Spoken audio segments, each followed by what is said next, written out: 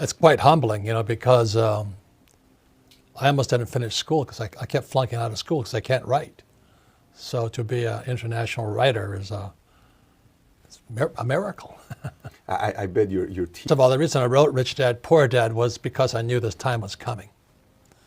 And we have, as a world, have never been here before. And so is it a spooky time? Damn yeah, it is probably the most dangerous time ever, ever, ever, ever.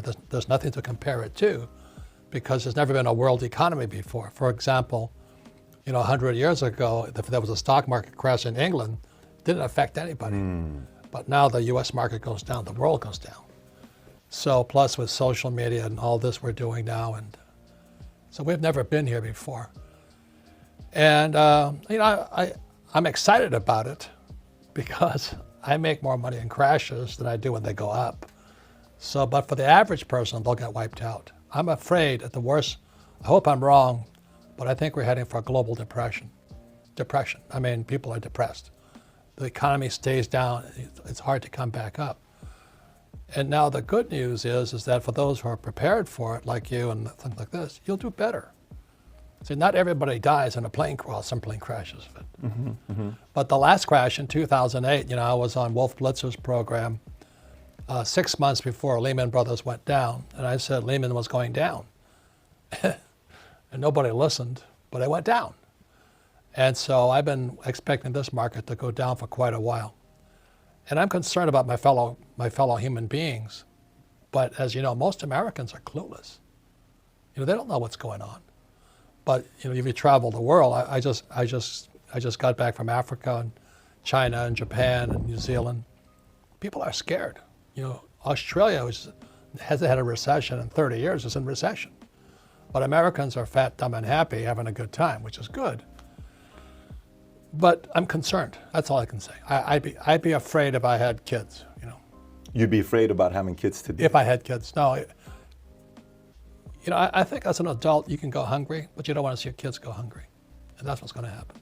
Well, the reason I wrote Rich Dad, Poor Dad is the US dollar. That's my book over there, Fake, which came out last year. Fake money, fake teachers, fake assets. And the US dollar is fake. Never in the history of the world has any fake money ever survived. And we're doing the same thing. We just keep printing this money.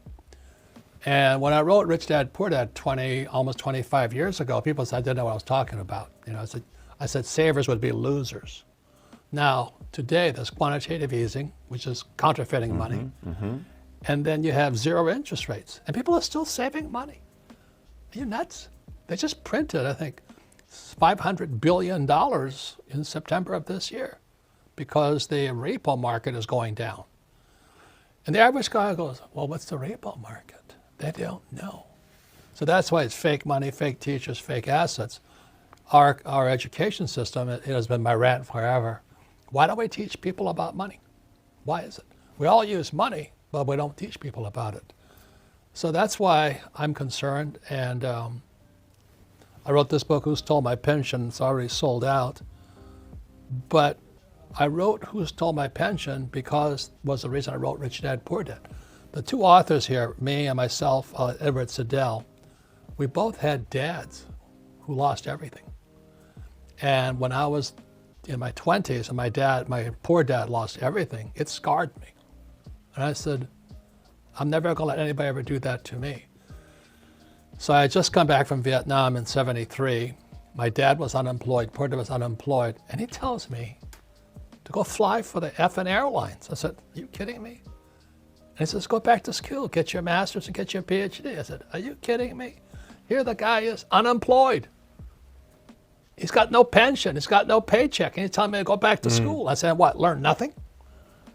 And those guys who, my friends who flew for United Airlines, they're broke today. Their pensions were stolen. US Air, same thing. You look at what's going on in Paris today as we talk, they're rioting. Millions of people are rioting because of pensions. Japan, they're rioting because of pensions. Terrible. You see them, it's terrible. Yeah. Yeah. And Americans, I wonder how my 401k is doing. I'm going, gee, I'd be a little bit worried, but they don't know. Americans live in a fishbowl. Everybody sees in, but Americans can't see out. So like I travel the world constantly. And what I see going on in the world is disturbing. I was just in Argentina, and I took my kid brother there, and he came back a changed man. He says, "You weren't kidding, were you?" I said, "No, I wasn't." My brother could not believe that what happened in Argentina is going to happen here. You know, today, when I refer to 2008, most people remember 2008. Do you know what I mean? That's when Lehman went down, Bear Stearns went down. 38% drop. Yeah, they all remember it. But when I started Rich Dad, Poor Dad, the only thing they had was the Depression. You know, I came out in 1997. Rich Dad, Poor Dad came out. And their only reference points was the Depression. And none of the people I talked to remember the Depression. So the fear today, I think people are a little bit wiser, is because they do remember 2008, and they do remember 2000. So 2008, 2000, 2008, and here we are today. So I think most people are at least kind of tuned in. I hope it doesn't come down, but I'm afraid it will. That's what I have to say. I want to say what you did was really, really smart, because the best time to start a business is right after a crash.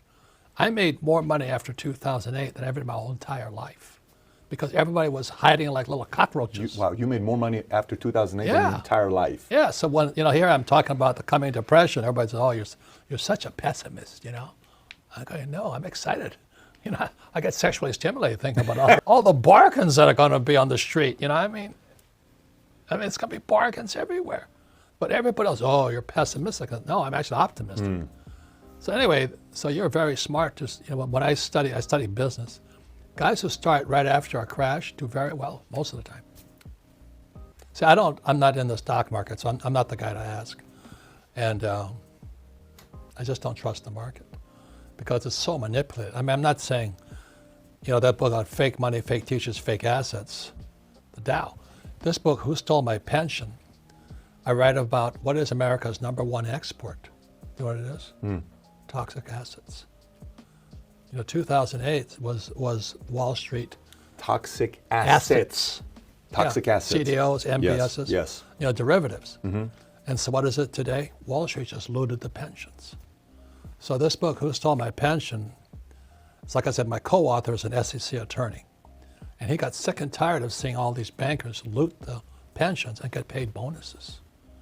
And then the labor union guys who manage the funds get paid bonuses. And the guys who manage it get paid bonus. Meanwhile, the workers get screwed. So when this next crash comes, it's going to be horrible. Now you look at the other guy. So there's two authors. Ted Siddell, SEC attorney. His father was a CIA operative in Uganda. And Idi Amin killed his father. So his family went broke because there was no body. He couldn't collect anything because no body, no corpse.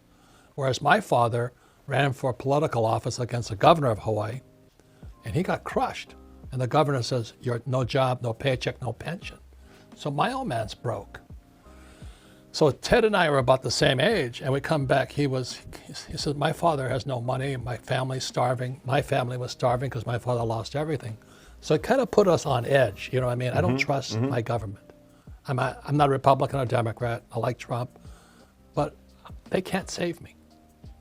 Trump, Biden, Sanders. I mean, it's a cast of characters, right? You got the Donald on one side. And then you got Comrade Sanders, a commie. And then you got Pocahontas. And then you got Alfred E. Newman, Buttigieg. It's a reality TV show up there. You're counting on the government to take care of you? I mean, wake up. So that's good. You want to make sure that no matter who's in office or if it crashes, you're okay. That's the most important thing you can do. You don't pivot based on presidents? No, of course not. They don't affect me at all. You don't pivot based on presidents? No, I'm not a stock guy, that's why.